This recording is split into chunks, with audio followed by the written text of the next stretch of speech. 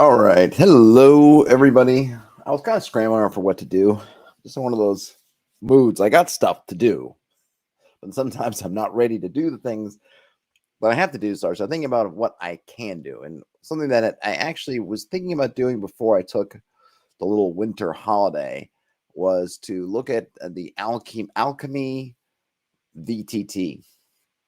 I believe was not this past PAX Unplugged, but I think it was the PAX Unplugged before that. I stopped by their booth, and I think I've filmed them kind of walking me through things a little bit. I didn't get to spend time at their booth this year, though they were at PAX U. But they're teaming up with, or I guess they have, how should I put this? So there's Free League has content on their platform, and I guess they're teaming up with Free League to not only have the content on there, but to get people kind of refreshed a little bit on some of the game systems and some of the and also on Alchemy. I guess there's kind of a deal. So I'd gotten an email through Free League about, hey, we've partnered up with folks behind Alchemy, and I don't know if the company's called Alchemy or if it's called something else, so I'm just going to call it Alchemy. Do you want to go and kind of check out this demo, which is going to be sort of half walkthrough of Alchemy and kind of and also half intro to Vaesen. And Vaesen, I have some of the PDFs. I don't have any of the books hardcover, and it's kind of one of those like, yeah, I've been interested in it, but it was one of the Free League ones I don't really know too much. I didn't really know too much about. Still don't know a bunch about it, but so I thought, oh yeah, it's be really cool. So one of the nice things from that demo that they ran, and they ran a bunch of us through it. It wasn't anything personalized. Hey, Michael, who says, always surprised that Free League stuff isn't free. Well, they got to pay their folks somehow. So one of the surprises of the demo was that they gave all of us essentially keys to unlock Vaesen core books. It's not like you get the whole library or anything inside of Alchemy. And I think I mentioned on a stream sometime before, like, hey, one of these days I'll go back through it and take a look kind of deeper into stuff, because I'm watching the demo. It was not something I think they said, oh, you can follow along, but I wasn't watching. So I'll go in. So I figured, maybe today will be that day. And we can talk about other stuff. I had some great it was a really, really interesting session last night in Daniel's game, which I'll talk about too. But we can kind of check out Vaesen. So here, I haven't really done anything. I'm setting up a test game.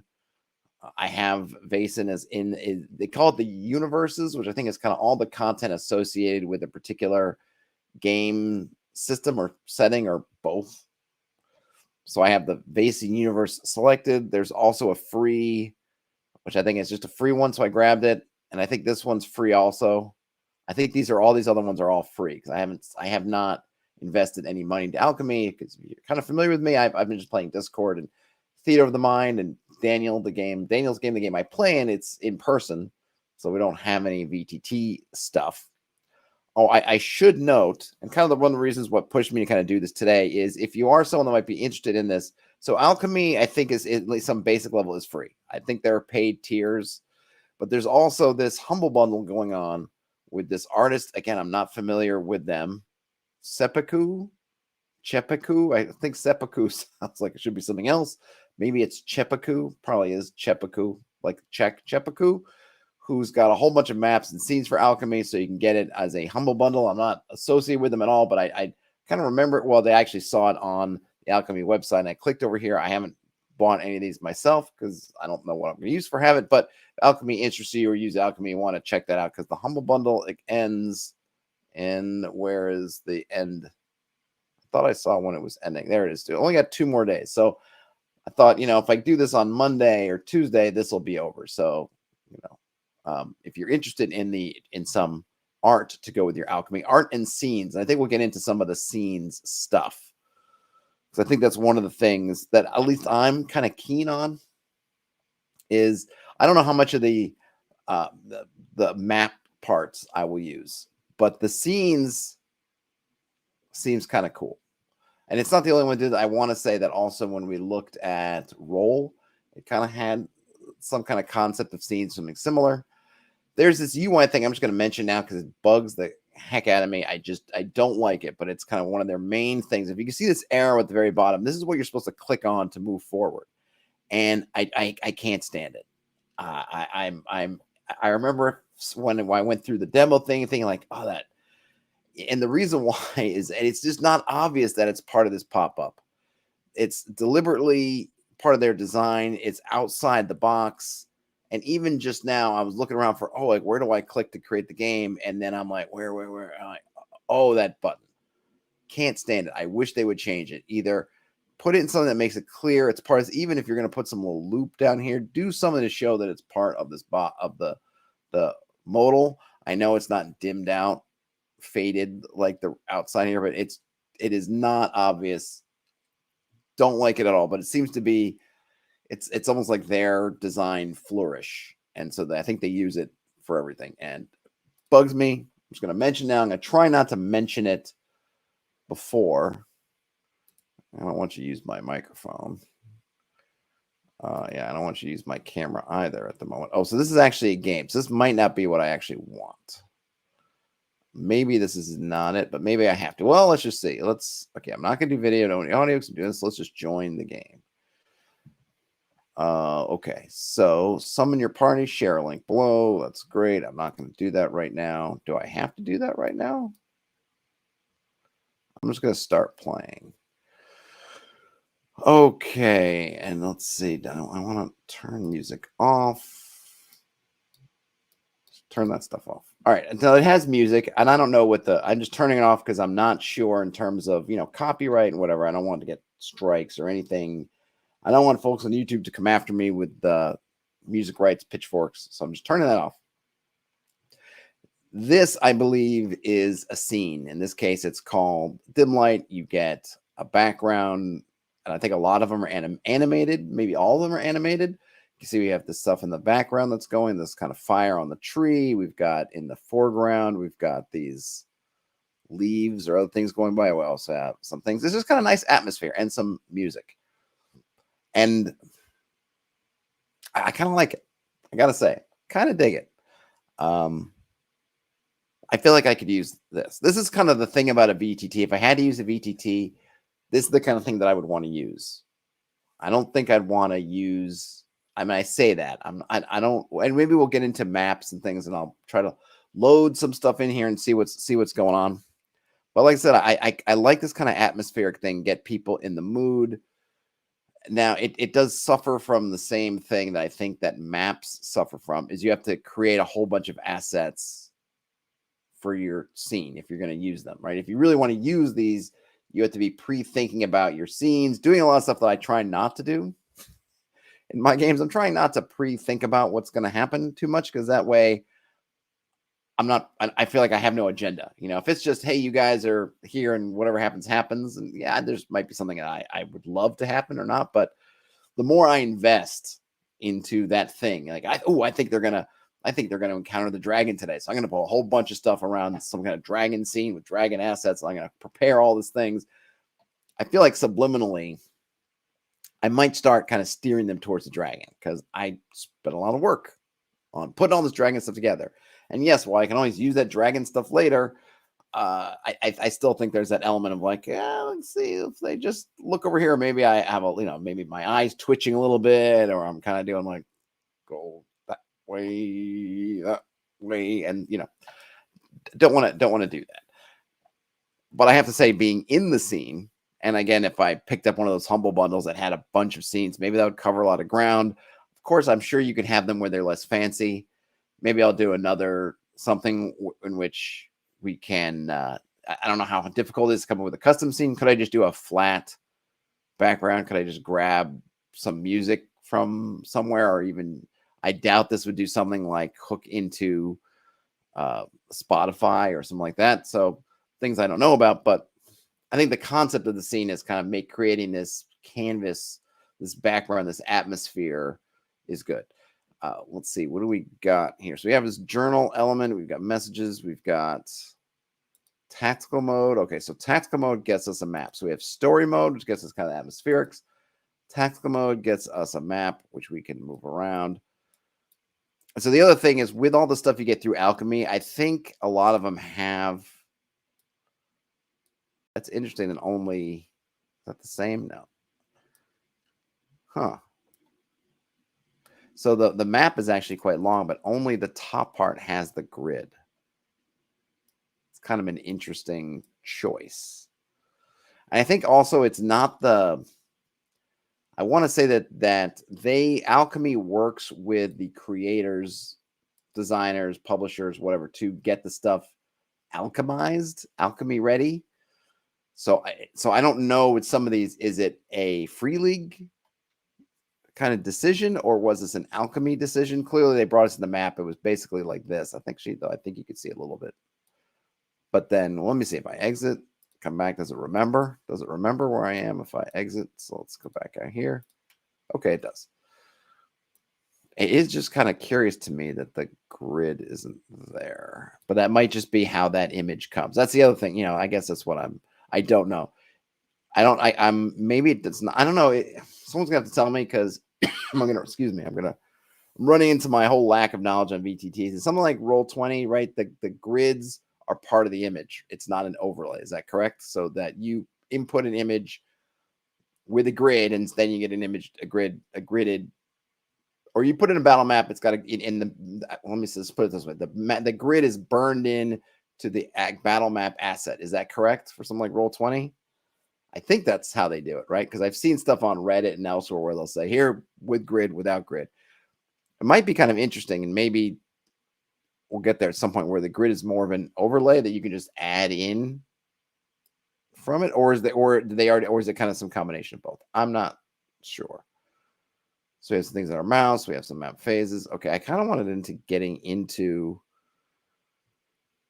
elements and things. So maybe getting in here wasn't the right way, but we'll see. In any case, there's me. I can search out some NPCs. Do I have any NPCs? Oh no. Oh, that's stupid. That's because we're in the browser. That's actually Ouija trying to capture stuff, which I don't want. Okay, so so we got the GM the party. Here's just the GM. I can switch to the NPCs tab, and we can have get turn order. I can drag NPCs in here. I can have some hidden NPCs. So if I want to, so this is the dim light. All right, let's edit the dim light. Okay, so here's what we're getting. So we want to create a scene, or in this case, want to edit the scene. We got the name, got the location. We have environmental visual, which can be an image or video. So you could set it as just a flat image, which probably is just more sustainable. With all these things, until we get to a point, and this is where the AI stuff I think will be, it's kind of like the better uses of AI. So for instance, and maybe they'll get there, maybe they're working on it, but I was thinking about this a while back. I was imagining if you're in something like Roll20 or Alchemy, and you're trying to do a Fog of War type stuff. So you're trying to set up your map to be Fog of War. Now, I've understood in the past it's a bit of a pain, depending on the complexity of your map, because you basically have to go and tell it where all the walls are, where all the light sources are, all this kind of stuff, and then it'll do that. And I don't know how many steps it is. I've never done it myself. I don't know.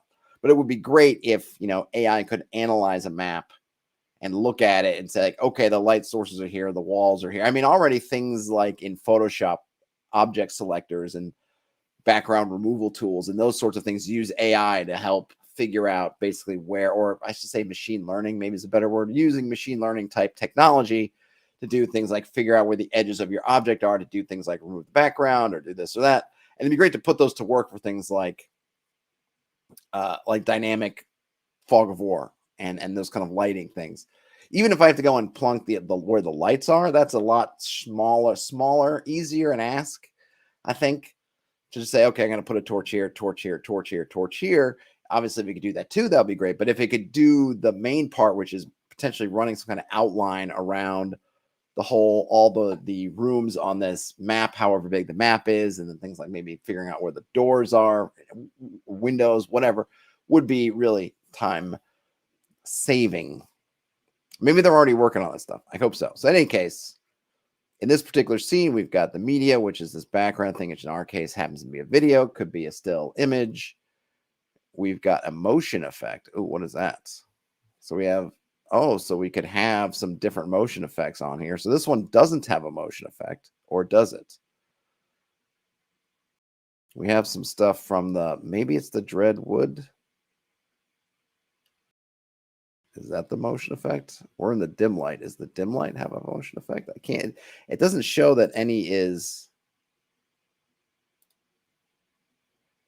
it doesn't show that anything is on. So what if I turn one of these on? I thought maybe these leafy things with a motion effect, but maybe it's part of the, just the background image. So we've got the Vaesen Cemetery, the crypt, the dead wood. This has got to be the dead wood, right? I feel like that's what it is. No, it's not telling me, so I can't. Or is it the forest? No, I don't know. The swamp? Are we in the swamp? Not sure. Okay, but you can add motion effects. And we got some music. Right now it's on, basically turned off. And we have some ambient sounds we can add. So we have music and ambient sounds. And Vaesen comes with a bunch. So part of the thing, I guess what I was saying before is when you, and you can upload your own, which is great. And you can upload your own music, maybe. Move. Musical sound bed. But I see, I guess you have to remove one, then you can add it. So this one has music, doesn't have any ambient sound. Seems like you can upload, which is good. Can be a pain to get kind of loops and things, but that's where those kind of monumental sounds sort of get some of those fantasy packs, or presumably download stuff from somewhere. It'd be nice if you could hook it into what's playing on your speakers. So if you had SoundCloud running in the background or Spotify or something, you can load in there, but you know, you can add your tracks. We've got encounter music. If you want to have different music when you get to an encounter, that would be, so basically this music looks like will kick in if I turn that turn order on. That will switch on, which is kind of cool. And then you could have some alternate ambient stuff. We can add some tags. So then again, they're using that arrow down there. That's now a checkbox. I just don't like it. So this is on the scene level. Now on the tactical level, oh, we do have our grids. Oh, okay. All right, so well, let's see how this would work. How did I get it here? How did I get here? And the days go by. Oh, I think it was it down here. No, that wasn't it. Oh, it was here. Yes, I think that's it. Okay, so if I turn to, so we go back here. So we have 24 by 24, and that's why. Okay, so the grid I'm guessing is separate, but we're gonna test out my theory that the grid is separate. Because I come back in here. I'm going to go to the tactical, right? Width by height. So let's change that to 48. All right. So instead of a square, we should have an elongated rectangle. Am I doing this correctly? Haha. Whoops. We lost the tactical mode. Okay, cool. So that is kind of nice. So the only issue, it would be nice if you could just basically do the width, because I was trying to figure out, could I guess how big this is? I guess you're going to have to do the math of, you know, how many, I don't know if I put an insane long number in here, would it just make tiny, tiny squares? Or do I have to get it exact? Because it's clearly not just filling it. It's keeping the grids as squares. So I would kind of have to count and know how big my map is. It might be nice to have autofill. There's another note for you. Change this thing at the bottom that drives me nuts and put some kind of autofill in here where it analyzes your image and tells you how many squares would fit. Hey, Drew. So that's what's going on there.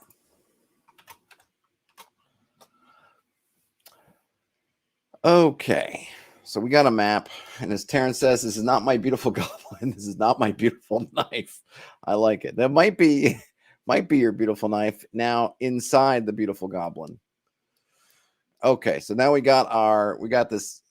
I kind of looked at the scene a little bit. We kind of once we did this stuff. All right, that's our left click, right click. I kind of wanted to do more kind of prep stuff. I'm not sure where the prep things comes in because it's not here in the scene. All right, because that was just the stuff we're doing here is merely, well, it's not merely, but it's all the audiovisual trappings, but not who is here. So what kind of GM actions do we have? All right, so we've got some. This is a roll table. Okay, so you click on it to highlight it. Can I just hit that button? No. Okay, so it's not I can't double click it. Oh, I can. Okay, but I can right click it. Who are we meeting? We're meeting a miller or farmer. Oh, that's good to know. Let's use it again. We're meeting a servant or a maid. Ooh, that's a little bit more racy. I don't know about kick or punch. All right. Kick or punch. We rolled 3. Oh, okay. So that's just an action. So if something we're kicking you or punching you, can I? Oh, I like that. And so we can, okay. So this is kind of good. So in this log, we got, okay, who are we meeting? We rolled an 11, kind of giving like what the kind of mechanics behind that 11. The player characters will always meet a contact when they arrive and become acquainted with those who might be involved in mystery.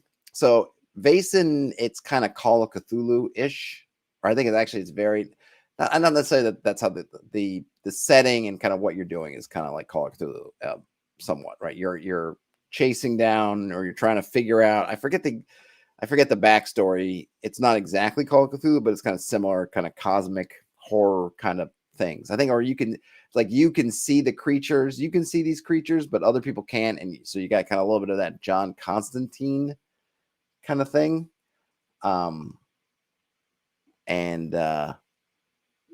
You kind of trying to figure out what to do. So here we have the kind of the text. We're getting sort of I guess would be a little bit of like what are we actually doing, and then we have links to articles about it. So the archetypes in the chart below have their own attributes, talents, and skills listed in Vaesen. So we could click on that and read that. When creating non-player characters, you can use the list of traits found in there. Also, I don't know if these go to the same place. I guess let's click on one and see what it tells us. So let's see. If we click on this Vaesen, we're going to load up, and we get chapter 6. I'm not sure. We're getting a whole bunch about Vaesen, though.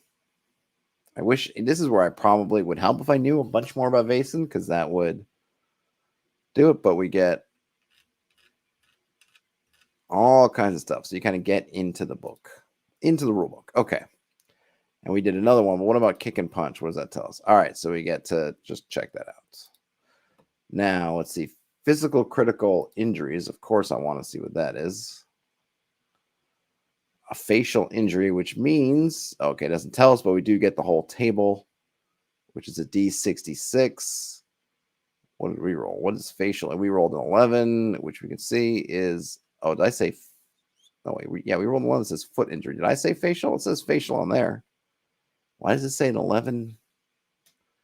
Wait a minute. Is that true? 1D36, 11. That's his foot injury. Have we found a bug, or am I misreading that? Where is facial injury? All right, just to make sure I'm not going going crazy, right? I don't have my glasses on, but I'm pretty sure that says facial injury down there, right? I'm not reading that wrong. Here we see we did an 11, which should actually, if I'm reading this correctly, should be, though this is D66 and the other one's D36. I'm not, I mean, it doesn't matter. So so actually it's a 25. I'm sure there's something I'm missing, because we rolled at 11, but we got the one for 25. All right. Facial injury. Okay. I am not certain what's going on there, but I guess it doesn't really matter as long as we're getting consistent results, however they come apart. But okay, you got a facial injury. That's good. And what else we have here? NPC traits we can roll. Sure, let's roll up some traits. Help seeking. Okay. What has happened? Yeah, what has happened? Vaesen, tell us. What has happened? An attack. I kind of like, and it's, and a lot of this is kind of just how, I'm guessing how they set up the game. So I think with all these VTTs, right, there's going to be different levels of content, I guess. So some of these have text, some of them don't. I'm not sure what the reasoning is. It could just be what's in the books versus what's not in the books. The core book just might not say much about it, or they might say a lot. I'm not sure. Because I kind of would have liked with the facial injury to give me the blurb about what that means, but they don't. I have to find it on the table, and then the number's wrong. But here on the attack, okay, what has happened? The invitation, the player's character's mission, can come in the form of a letter or a message delivered in person, composed on someone's initiative. The source of the message is a quest giver who has either heard of the society or sought help from acquaintances, who in turn bring the person's plea to the player characters. The mission is prompted by some mysterious or ominous misdeed. All right. So I don't think it's an actual attack, is it? I think it's just, I don't know. What has happened? Damage? What did I, wait, which one did I roll? So I have two, what has happened? Noble with the large estate. Okay, that's that. And then this one, disease or mad. You've been invited to have disease or madness. Hey, Brian Smith, welcome aboard. Okay, so now we get these GM actions. I'm presuming we could add more. We could. I don't know Vaesen enough to really figure.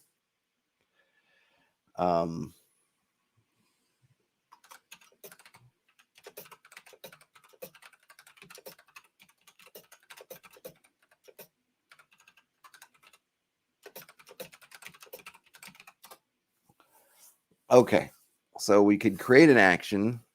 We've got a bunch. We got kicker punch.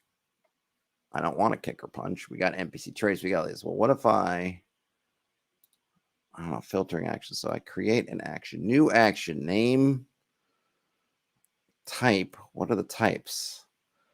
Attack, dice roll, die table, dice pool, command. All right, I'm going to skip the sound. All right, I'm going to skip that, but you can create actions.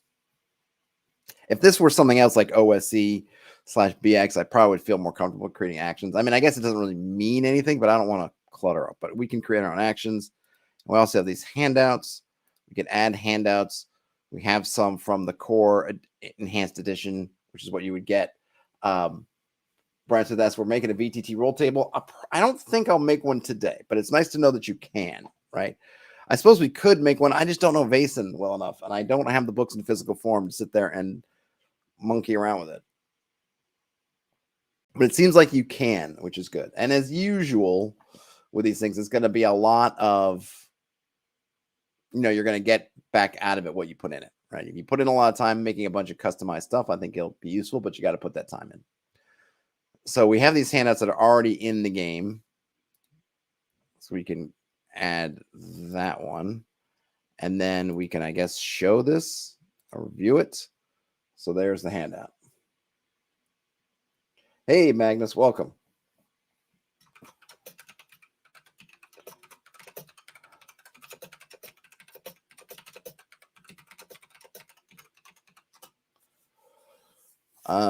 And so here you can hand this off to somebody to let them know that they've been enthralled.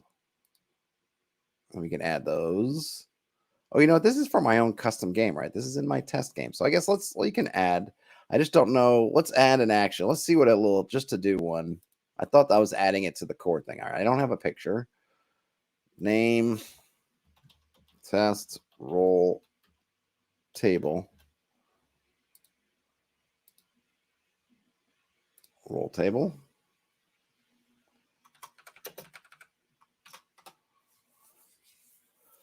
Magnus says that Vaesen came out right around the same time as One Ring Second Edition, had to restrain themselves for the sake of their wallet. I hear you. I hear you. I didn't really, yeah, Vaesen kind of flew underneath my radar. And I should do a read through of it. I have so much stuff from Free League and others that I got to read through. But yeah, I just, so that's why, so Magnus, and if you missed it before, I got, so this is, I have access to, I guess, the core, just the basic kind of core Vaesen rules on Alchemy, because I took part in a demo that Free League partnered up with the Alchemy folks to run. So I have access to, I guess, the core rule book. So I think it's like you have to buy it in the shop or the marketplace. I think it's 20 or 30 bucks. So it's not cheap. It is enhanced with, like, I think a bunch of stuff like these scenes and the handouts and things like that are all merged in there, but it's not free. Now they do have, which I showed before I made this game, I think they do have a kind of a quick start for Morkborg that's free there. I think there's a quick start for, I think that it's the Ruins of Symbaroum, and I hope I'm pronouncing that correctly, which I think is the 5e version of Symbaroum, right? Not, it's Ruins of. And then there might be, and then I think they have kind of a 5e sort of quick start. Now, I think in the free tier, you can pay for, but I think when you're paying in Alchemy for just the basic access, it's free. And then I think there are tiers based on maybe how many games you're in, or I'm not exactly sure how that works, but you can kind of, so I don't have my account is not a paid for account. It's just, I have the content is the only thing that's I'm working with that's kind of essentially paid for. Otherwise, I'm on a free account just to kind of square the circle on that. Square the circle? Just to kind of wrap it around. Okay, so you can make, ooh, look at that. So they have some kind of already set for you. So you can add some rows. You can have it roll 1d whatever. So you can set up how many of what die size, any bonuses. You can have it set to an attribute. So in this case, it's all Vaesen stuff. So it's physique, precision, logic, empathy, and then skills. Of course, if I was, because I set up this game plugging it into the Vaesen core rules. If I was in another core rule set, and that's not a core rule set. If I had plugged this, if I created this game using another rule set, it would be using that rule set. In this case, it's Vaesen. And I can go add, I'm just going to check that down there. And then suddenly I should have here, I think. Wait, did I do that? Where did it go? There it is. Test roll table. Did I do that? Oh, wait a minute. Did it? I don't think it happened. What? Do I need to edit? Is it that? I don't have anything for that. Test roll table. Type is a roll table. Option. Oh, I think it had put in, I think, okay, so I needed 1. That was interesting because I saw it had 1 and 4 kind of grayed out in there. So I thought maybe it was auto, but I guess not. So now maybe it'll work. Okay. I cast haste on myself. There we go. All right. So we did handouts. We did jam actions. Story. So this is looks like some help stuff about it. That's great. So how do I get some NPCs and things in here? I want to get an NPC. This map phases. Okay, so you could have, I guess, phases.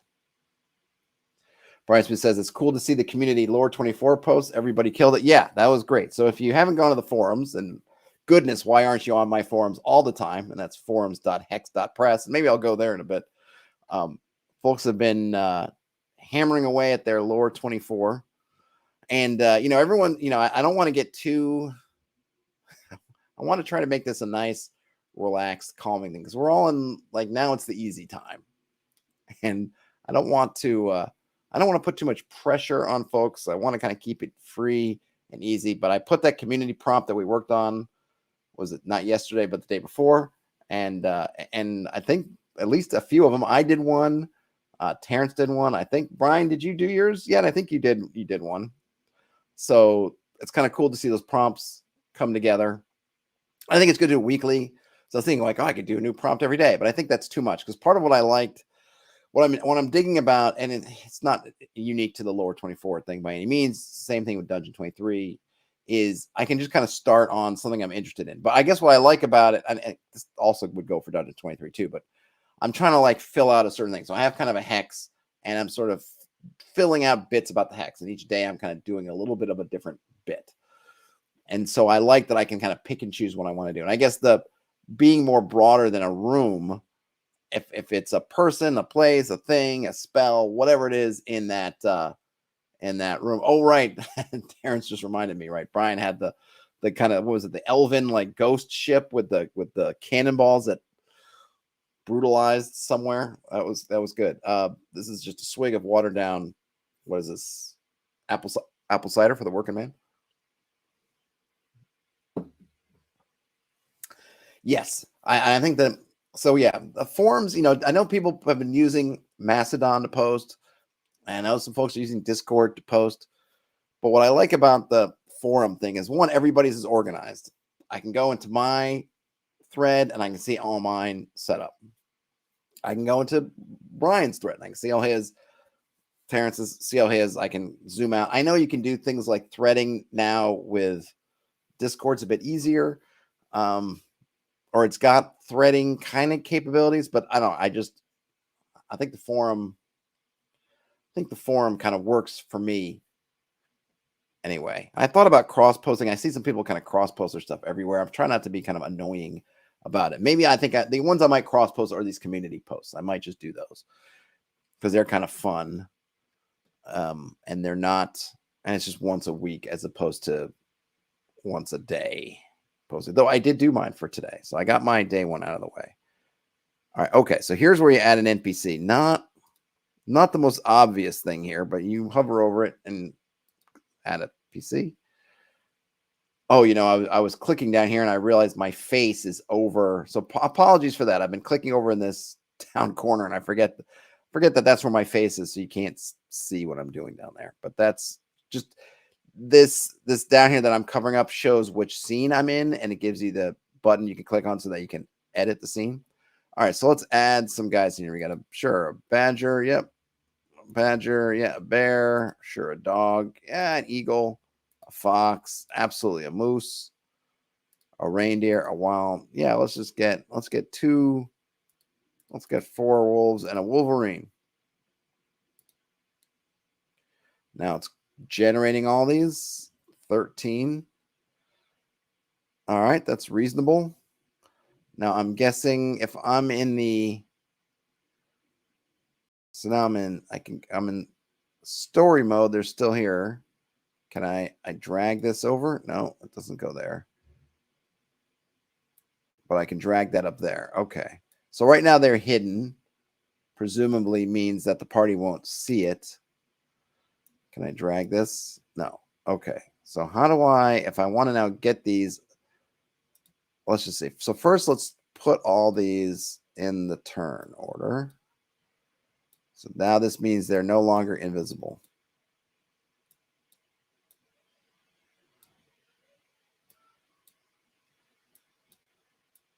All right, everybody's visible.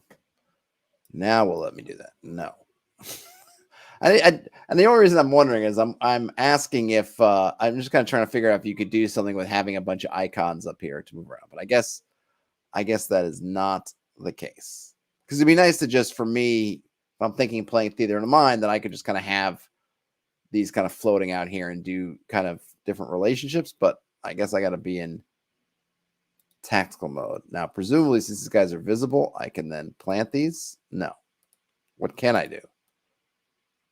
Oh, I can like do that. Okay, so how do I? Oh, okay. So I see. I'm just trying to. This is the other thing, and they probably cover this in demo, and I just don't remember. Is some of the things that the UI. Okay, so I can have a token, but so I can place the token here, but I can't place. I see. So you got to click on the animal, and I guess if I right clicked it, oh, that would kind of help. Okay. All right. So I can then take the bear, get their token. Oh, whoops, I think I must have forgotten to get the bear one. Or maybe I forgot to click. There we go.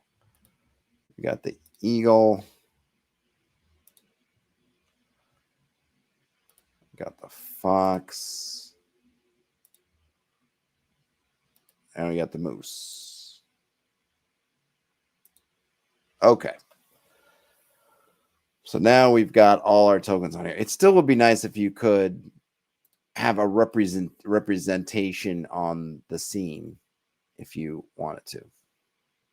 But the other thing is, and maybe, and because I don't have anybody, I'm not I'm not demoing it with people. This might be, I don't know, but if I was doing video and video chat in here, maybe this is where they put our faces so that there isn't much room for these other ones. But it would be, I guess this is kind of their here. This is, I guess really this is their representation. I was thinking like, oh, it'd be nice to have them. I just kind of like in almost a mind mappy sort of way that you could kind of have them out here and make lines and, connect and kind of do things and make kind of rough, but I suppose ideally they're probably thinking like, why are you doing any of that nonsense when you have a tactical view and you can lay everybody out? It's like, well, because I don't want to use a tactical view, but that's not, I get it. I'm in the minority of folks who would presumably use this VTT and not actually want to use the tactical part. But let's just see. We got some trackers. What is that? Okay, some items. So we can see their stats. They have 8 might. They've got 6 body control description. And then if we wanted to have this, I guess for a bear, you're thinking like, well, I don't really need a description for a bear. It's a bear. But if you wanted to put in something special and then wanted players to be able to see it, flick that. And then I guess players would come in and then they would have their own sheets. We also have our notes. Don't have any notes. Haha, that's what you think. I don't know if there's much else going on here.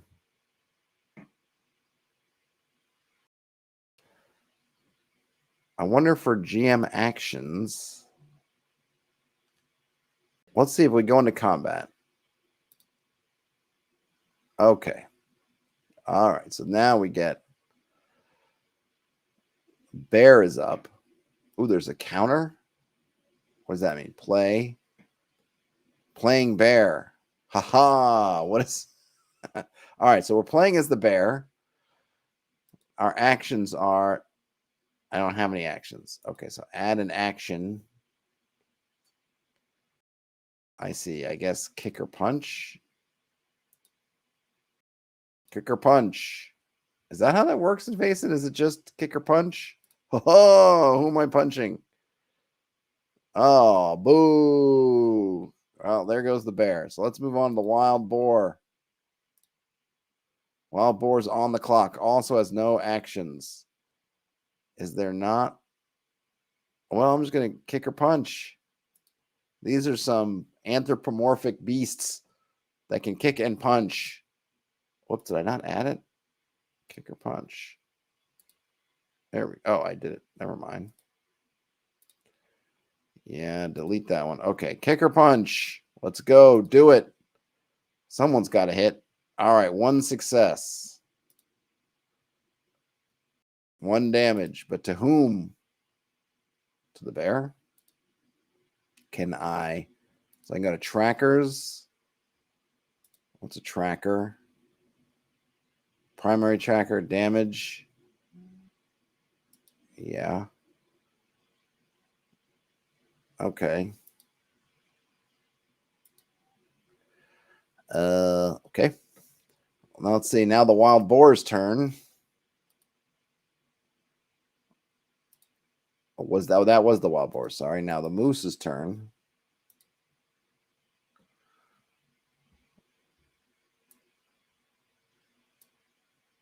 So if I was in the tactical view, this might be easier. Do I go for moose? That's the moose. I guess so I can. No, I don't want to drag. Was that a measure? So I can measure. No, that's not the measure. Oh, it's okay. That's the measure. Okay. All right. So I'm the moose. Doesn't the moose has got quite a stunning silhouette. We're going to add another action. We're going to kick or punch. Check. We're going to punch. It doesn't say who, though. 1 success. But who are they punching? Oh, Magnus, they've got their own threads. So Magnus, if you're on the forums and you just hop up a level or just click on Lore 24 to get all the Lore 24 ones, you'll see everyone has different threads. Also, if you go to the first message in the mega thread, it's got links to all the individual people's threads, and people have posting them in there. So my entry is in my thread, Terrence's is in Terrence's thread, Brian's is in Brian's thread. I think Dungeon Master Masterclass said he was working on his today. I haven't seen it yet, but that will go in his thread. You're also welcome to create your own thread, Magnus, or you can keep posting in the mega thread. That's also fine. If you just want to do one of those prompts every once in a while and don't want to do a whole one for yourself, you're welcome to, or you can make your own thread. It is in your hands, Magnus. Okay, so maybe at this point I would just have to go to bear, and if I view the bear, okay, that just views it, which is nice. Edit it, I don't want to do. Okay.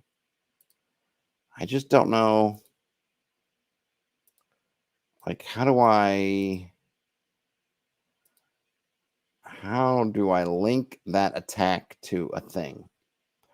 I don't know. All right. I don't know how that works. I'm sure I'm missing something, but there you can kind of see how we just run through and roll combat. The moose fight simulator seems slick. Yes. We got our moose fights. Speaking of moose fights, I really need to come back and kind of do more to get in here. I guess we can create a scene. So you can't see, but I'm hitting the add scene button here. So last night in Daniel's game, I thought I had missed so I mentioned in the stream on, it must have been on Wednesday. I thought I had missed it because this is me. Sometimes I don't read all the Discord stuff. I just I'm just flashing through. Usually I'm just checking, are we playing that? Is the game on, or is the start time, kind of that kind of thing. And sometimes I sort of skip over other bits. So what I missed was that we were scheduled to play a game between Christmas and New Year's that I told them I'm going to miss. I'm not going to be here. I'm going to be out of town. And I had thought that let's do Creepy Hollow here for the, oh wait, is there something a little bit, let's do the Crypt. Oh, I guess we got a bunch. So now we can go to this scene, and then it's going to, now Creepy Hollow. So I thought we were going to miss, I thought I was going to miss this whole, let me back it up. I'm just playing a mere fighter, though. At this point, because we're playing OD&D with chainmail, right? So I'm playing it's a fifth level fighter. So I'm a hero +1, equivalent to 5 men.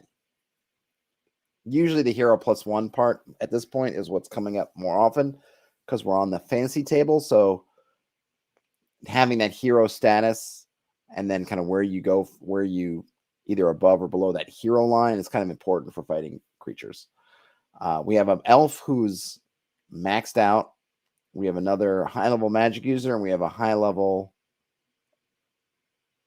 or I would say mid to high levels, maybe not. I think is the elf, I think, is at max level, which I guess is level 8. The other magic user is maybe 6 or 7, or maybe also 8. I'm not sure, but I think maybe they're a little bit lower level. And then the cleric is maybe 6. And so, I joined this campaign way, I won't say late. I joined it, with very much a lot of progress had been made. So a lot of what I'm doing is just catching up on what everybody's done, and they've got a lot of sticks in the fire that they are kind of working, or what are they? What do they call it? Not sticks, whatever, rods in the fire. They got a lot of stuff they've been doing that they're interested in, which is great. And I've generally been, hey man, you guys think this is important. You guys have been doing this a lot longer. You're playing this more than I have, and you guys have things you want to do, and I'm happy to go along. Like, I'm not like, no, we shouldn't do this. But one of the funny things is, and I'm playing a fighter too, so in terms of things that I need, don't need much. They are kind of been in sort of dire need of downtime. They keep putting off downtime, and during downtime, they can research more spells or create their own spells. I think spells is a big one because they've gone up a couple levels, but they haven't been able to really get a lot of spells, and there's just downtime stuff they've been kind of putting off. Well, we kind of finished, not necessarily completely. It's not like, oh, we finished the campaign, nothing like that. But we did something that we felt like had a good effect, and we were like, okay, we can kind of rest on this victory we've had and take some downtime. But what happened was that and I was, and this is something where it's like me personally, I didn't have the personal, like, yes, we should do, a strong opinion. So I was like, okay, they wanted to. So one of their things was they wanted to verify. So we essentially took down this really evil kind of ritual space, and we wanted to verify that we took it down in a way that's kind of lasting, if not permanent, at least not, well, they're going to have that ritual space back up and running, because we wanted to stop the rituals. We wanted to see, like, hey, by destroying this, iron's in the fire. Thanks, no one. We wanted to verify that the ritual this thing was more or less out of action. They weren't going to be able to perform this ritual. What we did was permanent, semi-permanent, at least long-term. I was like, okay, I felt I was already pretty satisfied with it. And I was like, all right, hey, you want to verify it. So I had missed some, I'd missed a session where we were in, but no, I don't know if I missed or not. Anyway, we're in the town that's not a friendly town to us, where all these evil high priests are, who have been doing this thing, and they've been trying to figure out, did they stop it? Now, there's been, we kind of made a dent in their leadership. There was a regime change a little bit. Not that the evil high priests and priestesses in this case, because there's a female-led kind of leadership thing going on.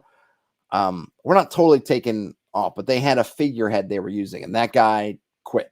He was a giant or something. He's like, I'm out of here. He quit. So they were doing kind of a conclave to select new leadership. And it was during this that we showed up trying to verify, like, hey, is this ritual really kaput? And it, from all intents, it looked like it, right? They're looking for new leadership. They're not going around trying to do the things they need to do to prepare for the next ritual. So it seems like it worked, but still, they're wanting kind of more verification, more, more answers to these kind of questions. So what they decided to do was send in this NPC who I think is a halfling, and in Daniel's game, there are a lot of some of the demi-humans or humanoids don't show up very much. I don't know if there's a lot of halflings. I don't think there are. I know elves are kind of rare in this area, whatever. Any case, there's this halfling. She's kind of a rogue. I think she thinks, or she's pretending to be a magic user or something, but really seems like she's some kind of rogue. I don't know what her class is that Daniel has, because I don't think Daniel's not using thieves. He's not using the Greyhawk stuff, so no thieves. But she's some kind of rogue character, and they had a history with her, knew her. I didn't know anything about.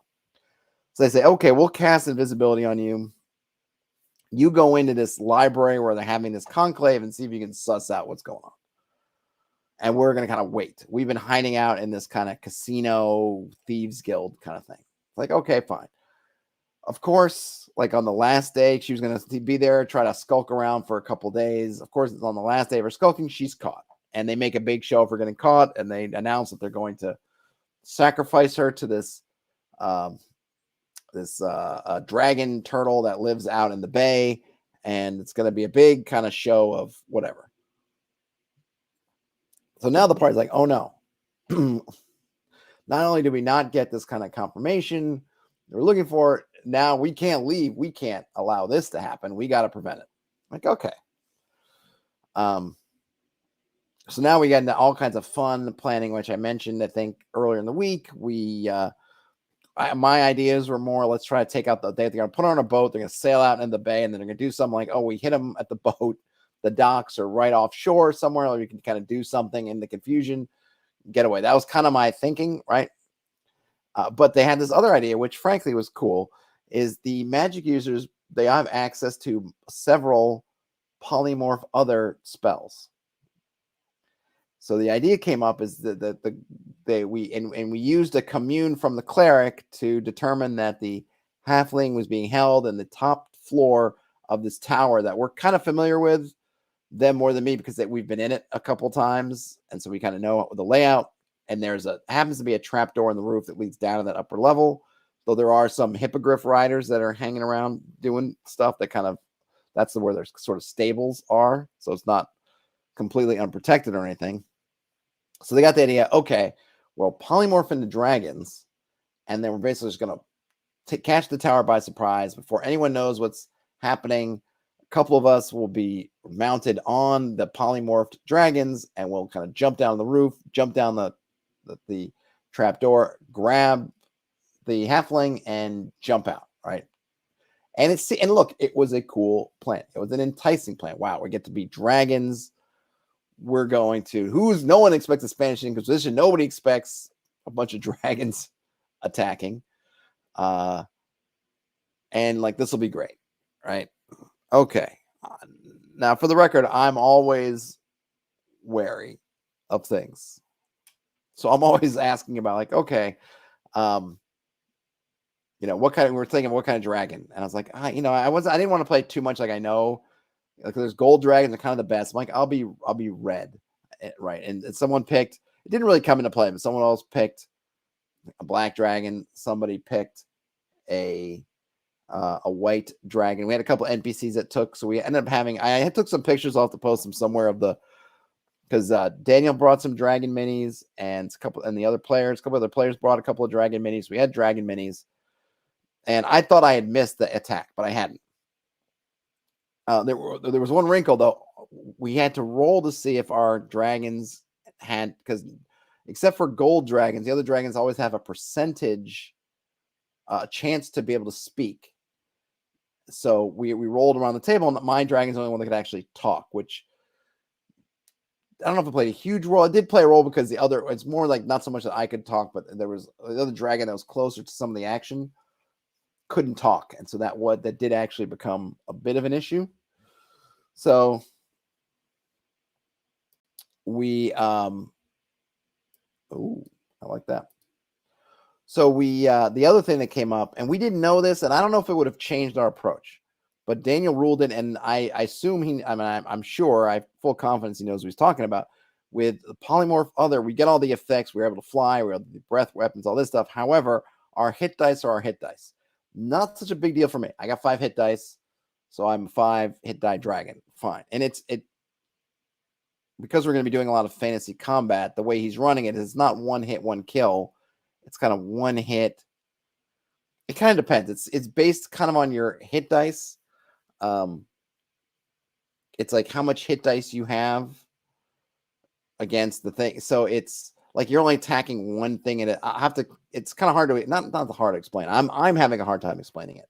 My understanding of it, the way we're doing it, is we're not doing 1 hit, 1 kill, but we're doing is use 1 attack that does your hit dice of damage. I'm pretty sure is how it's working. So me as a 5 hit die dragon, I will do 5 hit dice worth of damage if I'm hitting somebody. If there's and this came up, there were these archers and guards that were hero -1s. So 3 heroes, 4 hit dice. So they're 3 hit dice. They would need to hit me multiple times to kill me. They would need 2 of them would need to hit me, and I would die. And it sounds like, oh my gosh, 2 of them, and there's like a bunch of them there. The thing is, they need to roll 11s or 12s, and I think some of them was impossible for them. They couldn't kill me because they didn't have magic swords, they didn't have anything, so they couldn't kill me. But this is going to come up, but the 11s, often it was like if you get 11 or 12, it'll hurt. And when you're rolling 2d6 12 times, and Daniel's dice were hot.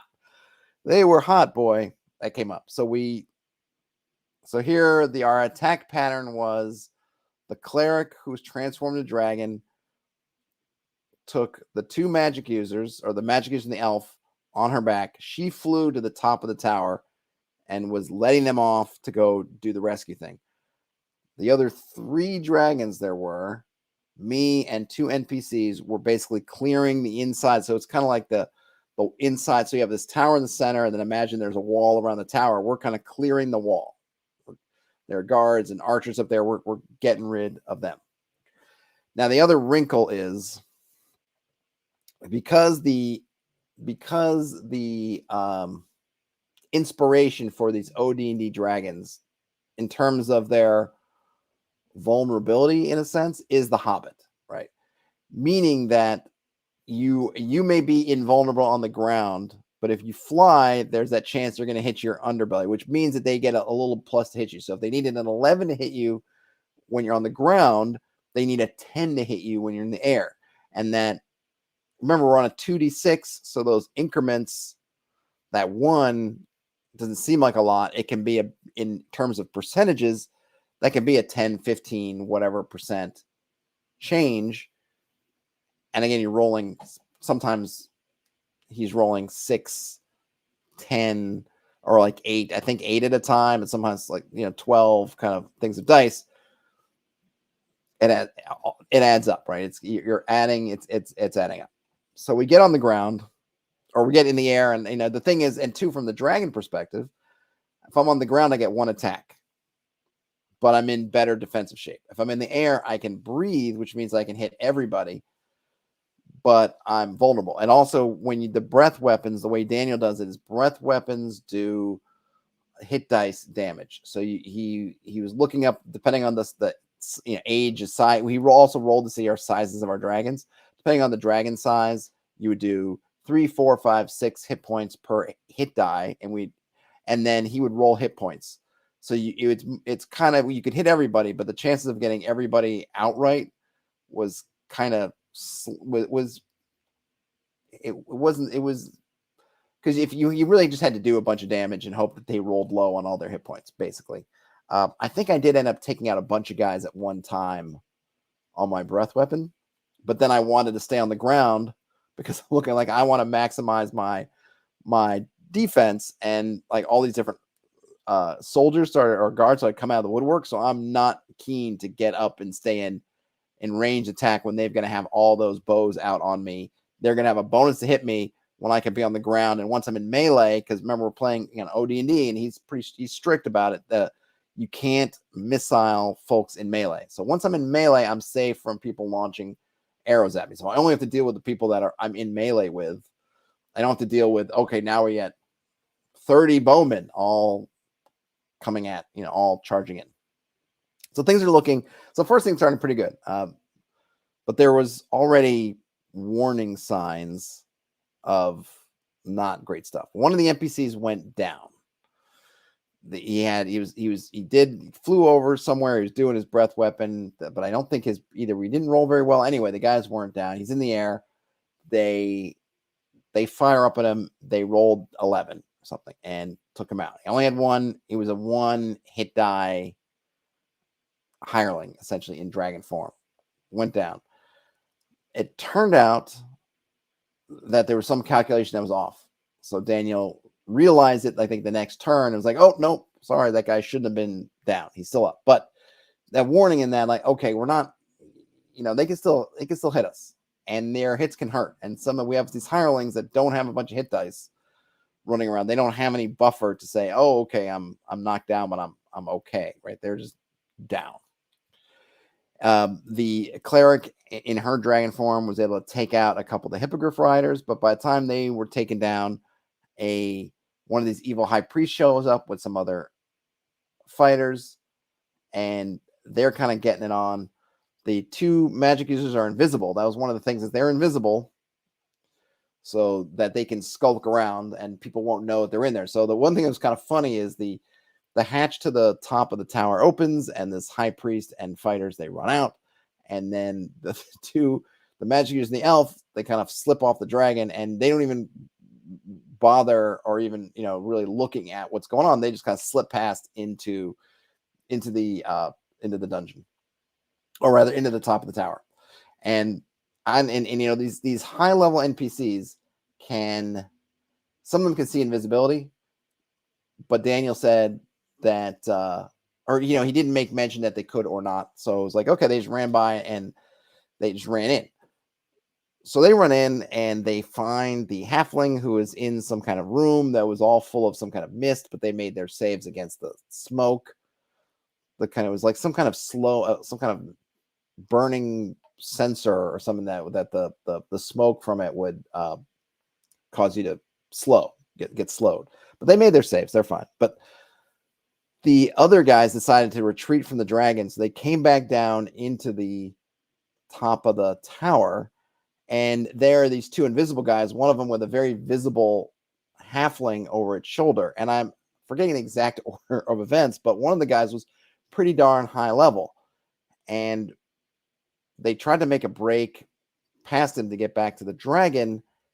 And it ended up being that one of these guys, I don't know if it was the high priest or the other guy, was essentially like a superhero -1. So they had superheroes 8 hit dice.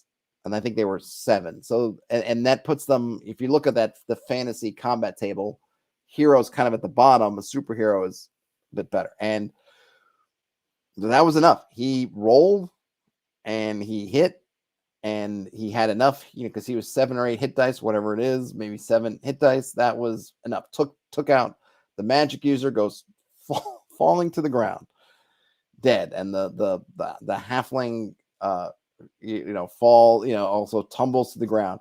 I think at some point they cast, I think this is one of the funny bits. They cast invisibility on the halfling, I think.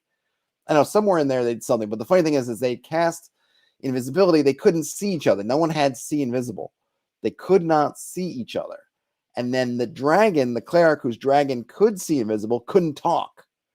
So there's a lot of this trying to like, well, like, what can we do here? And to his credit, first Daniel was very kind, saying that we heard they must have heard the you know, impact and the thump and the thud and the roll to kind of know that something bad had happened. So otherwise, it's just two invisible people, neither one seeing the other one, just kind of racing, trying to get out, right? So that happens. Somewhere there was a wizard in the meantime who had summoned an elemental. Elemental's also super strong, and the elemental was just kind of hanging out. And I'm eyeballing this elemental. I think Dan at one point looked at me and says, "Hey, don't you want to fight that elemental?" And I said, "Nope, no, I do not." And I didn't know how strong the elemental was, but I knew the elemental was definitely going to have me in a worse place on that combat chart. It'd be much more equal to me than the hero -1s that I was at this point. They couldn't hurt me, and I was basically just taking some of them down every round. I'm like, no, I'm good right where I am. So now they're wondering, okay, they're trying to figure things out with what's going on. Now the enemies end up being dispatched, but now of course we've lost a party member, and we ended up. Oh, and the other NPC that had been saved, the one that kind of got killed, and then it's like, no, you're not dead yet. He got killed again. They rolled well and got him down. So he almost went down, and then he did go down. I'm doing okay. I'm doing all right on the outside. But I can't see what's going on in the tower anyway. And I did not really want to take on the elemental. I didn't know how bad it was.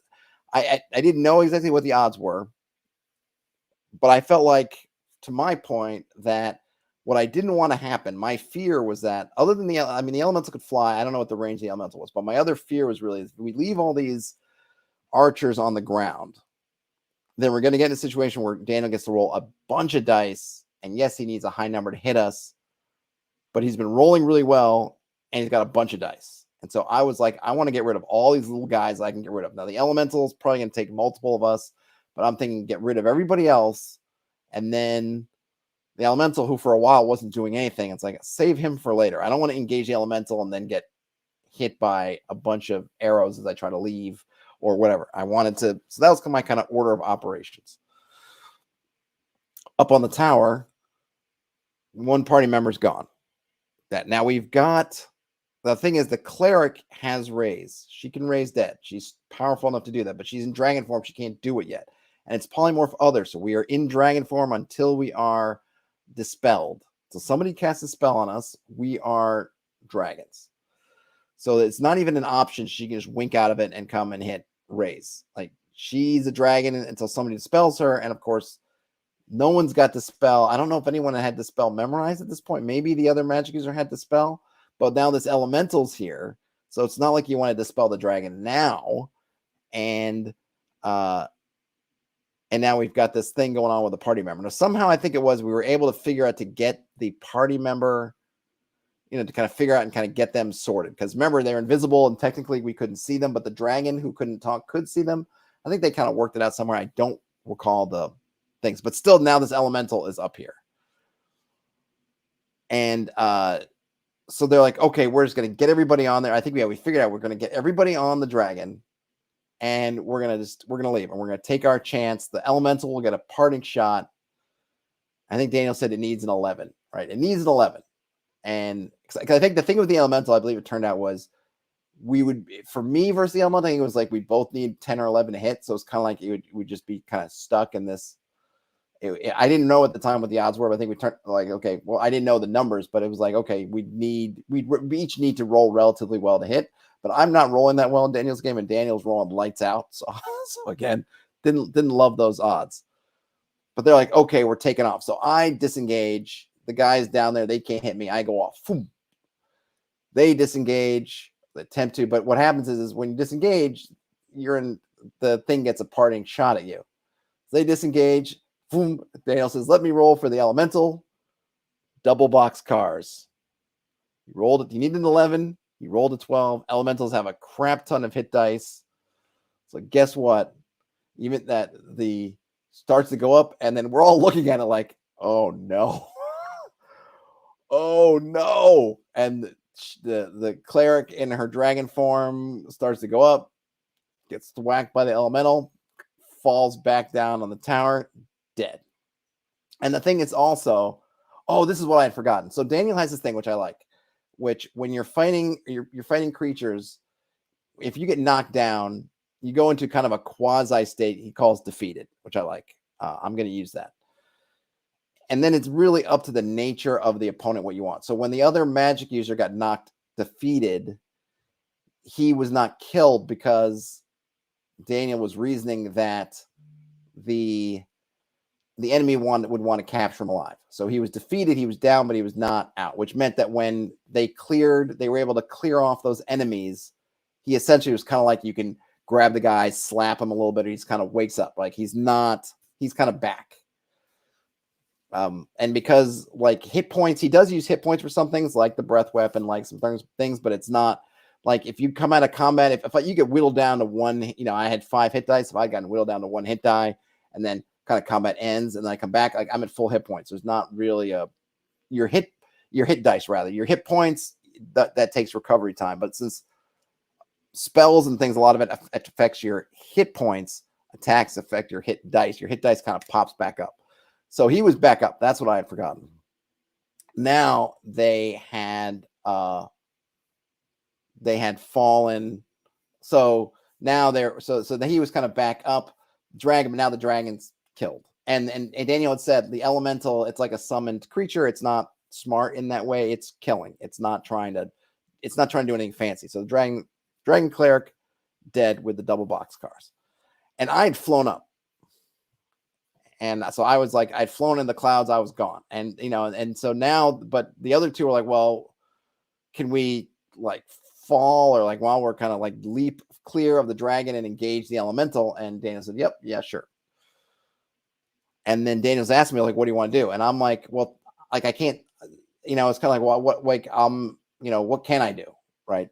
Like how long, because these are the things that you don't really suss out. Well, how long we'd flown away, how long would it be before I come back? Like, would I come back? But he made it like, you can like, they haven't showed up. Like you can go back. So it's like, all right, I go back. So I came back, they're engaged, and then I engage, and we take out the elemental. But the elemental, because we're doing everything simultaneous. So Daniel's, I think he was rolling. So I think he was going to roll a die, like whether the elemental attacks me or attacks one of the two who I think were both visible at this point because they've been doing stuff. The two, the elf or the magic user. He rolls. the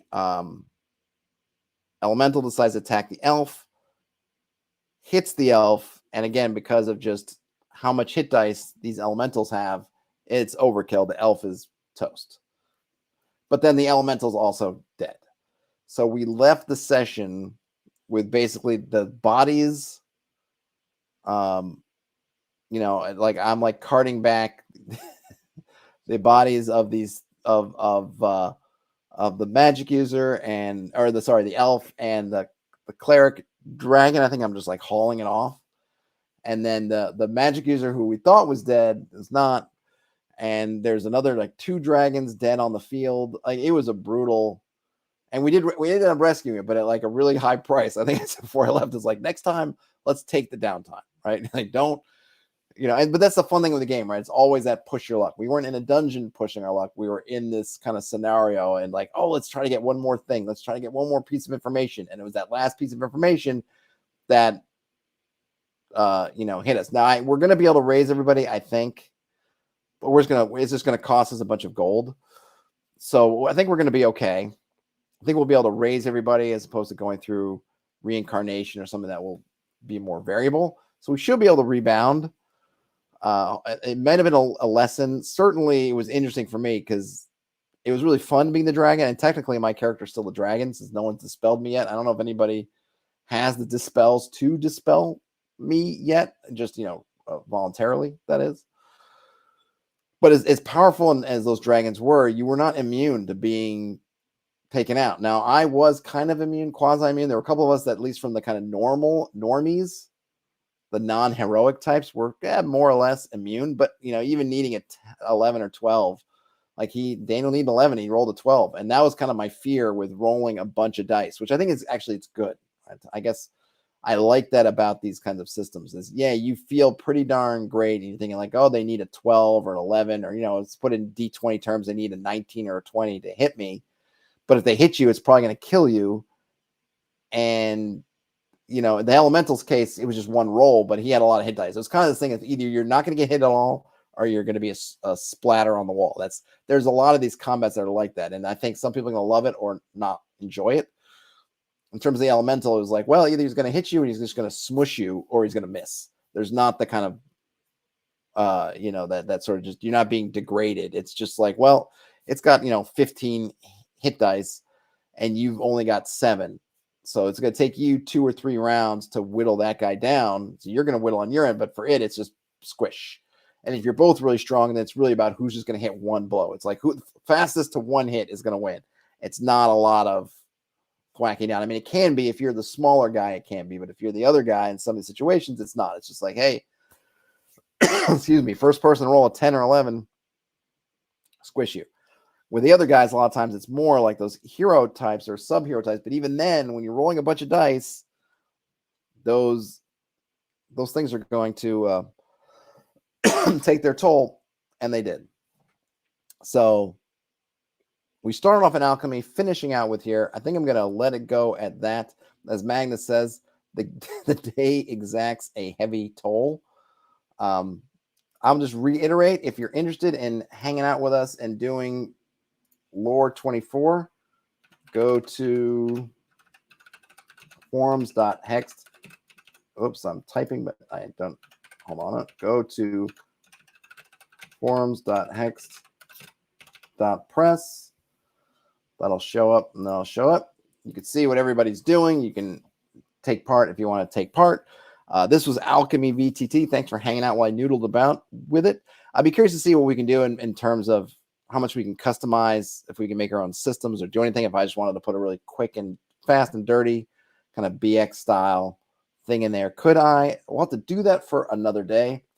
Folks, enjoy the rest of your day, night, evening, whenever you end up watching or listening to this. Game on, everybody. And I'll talk to you later. Bye now.